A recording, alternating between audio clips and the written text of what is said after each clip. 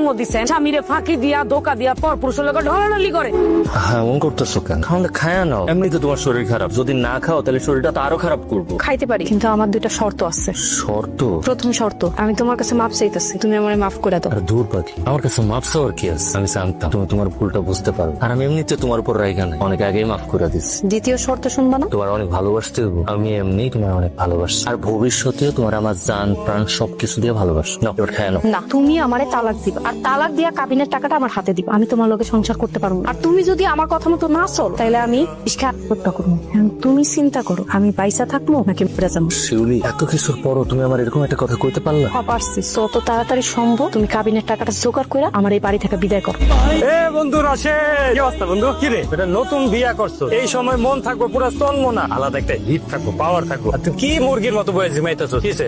অনেক বড় একটা ঝামেলায় পড়ে গেছি, আর এই ঝামেলা থেকে আমার উদ্ধার করতে পারছ একমাত্র তুই। ঝামেলা? বন্ধু তোর মুখে তো আমি ঝামেলা শব্দটা কোনোদিন শুনি নাই। কি হচ্ছে আমার বুঝায় কত? আমি শিউলির বিয়ে করছি আমার নিজের পছন্দ, আমার মা আর বোনের কথার বিরুদ্ধে কি। ও আমার সংসারে থাকতেছে ঠিকই, আঙ্গুলোকে খাইতেছে ঠিকই, কিন্তু ও আমার বোন। আরে বোন না মানে? আমার বাসর ঘরের দিক ওর সাথে আমার শুইতে দেয় নাই, আমি মাটিতে আলাদা শুইছি। এরপরের দিন থেকে আমার মার সাথে যা মন চায় তা ব্যবহার করতেছে, আমি কিচ্ছু কই নাই। আমি ভাবছিলাম হয়তো বাপের সাইডে আইছে নতুন বাড়ি, তাই মানে নিতে পারতেছে না। আসলে তা না, আর একটা প্রেমিক আছে। আজকে তো আমি নিজে হাতে নাতে করে দিলাম। আমি যে পোলার হাত ধরে ডলাডলি করতেছে, আমি যখন কইলাম যে কেন এগুলো করতেছো, আমি তোমার স্বামী, আমার লোকের সংসার করবো, আমার তাওয়ার আর কাবিনে 10 লাখ টাকা করে বুঝাই দিতে। 10 লাখ টাকা? এত টাকা কই পাবি তুই? আমি বুঝতেছি না, আমার মাথায় কাজ করতেছে না। তা বন্ধু, আমি এতদিন কাজ কাম কইরা আমি লাখ 3 টাকা জমাইছি, আমার আর 7 লাখ টাকা দরকার। আমার একমাত্র শেষ বর্ষ হইলি তুই। বন্ধু তুই আমার 7 লাখ টাকা দে, আমি তোর কথা দিতেছি, তোর টাকা আমি তোর শোধ করে দেব। এই, কি কস এগুলা? আমি 7 লাখ টাকা কই পাবো? আমি নিজেই চলি ধার দেনা কইরা। তোরে যে বুদ্ধি দিমু যে তুই সুদে টাকা নে, কিন্তু তোর যে জমি জমা আছে এগুলা বেচেও তো ওই 7 লাখ টাকা সুদের টাকা তুই শেষ করতে পারবি না। তাইলে এখন আমি কি করবো বন্ধু?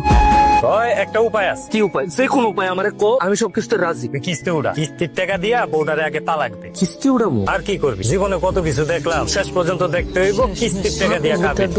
কিস্তি তুলবি? তুমি মন খারাপ করো না, আমি তোমার কথা দিতেছি, এই কিস্তির টাকা পরিশোধ করে এই দলিল আবারও তোমার হাতে বুঝাইয়া দিবি, কথা দিলাম না। মেয়ের ভবিষ্যতের কথা চিন্তা কইরা কাবিনে 10 লক্ষ টাকা চাইছিলাম, কিন্তু এটাই যে মেয়ের ভবিষ্যৎ হবে এটা কল্পনাও করি নাই। আপনি কল্পনা না করলেও আপনার মায়া এই দিনের কথা অনেক আগে কল্পনা করে রাখছিল, আর তার কল্পনা আজকে শুধু বাস্তবের রূপ নিল। যাই হোক, ভালো থাকেন। আর আমি যদি কোনো অন্যায় করে থাকি, কোনো দোষ ত্রুটি করে থাকি, আমার মাফ করে দিয়েন। মাফ করে দিচ্ছি। যাও তো, এইসব নাটক আঙ্গ সামনে করতে আইসো না। আর আব্বা দেখো তো, এই টাকার মধ্যে কোনো নকল টাকা আছে কিনা। টাকা নকল না, নকল আসছিল তোমার মন, তোমার মিথ্যা বিয়ার নাটক, নকল হাসছিল তোমার কবুল কওয়া, নকল হাসছিল সবার সামনে মিথ্যা বউ সাইজে আমার বাসর করে যাও। আর তোমার এই অভিনয়ের খেসারত দিতে গিয়া আমি আমার বাপের ভিটা বন্ধক রেখা কিস্তিতে টাকা উঠাইয়া আমার কাবিনের টাকা পরিশোধ করলাম। রাশেদ, বাবা কিছু মনে করো না, মেয়ের বাবা হিসাবে আজকে নিজেকে খুব অসহায় মনে হচ্ছে। শোনো, আজকের পরের থেকে আর কারোর সাথে এই অভিনয়টা করো না। দুনিয়ার সব মানুষের তোমার অভিনয় সহ্য করার ক্ষমতা নাও।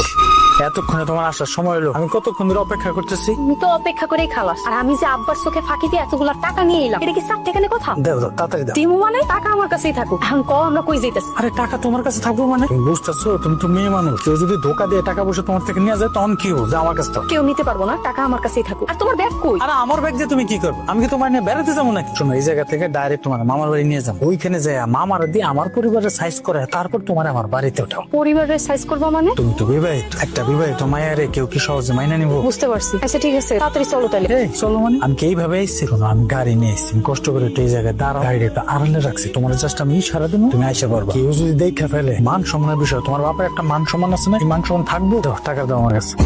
তাড়াতাড়ি আইসো কিন্তু, এত দেরি হইতে চাইতে। বন্ধ আছে। তুমি আমার আসলে না দিলে আমি কই যাব? কই যাবি? আমি তা তো জানি না, তুই বাড়ি যা।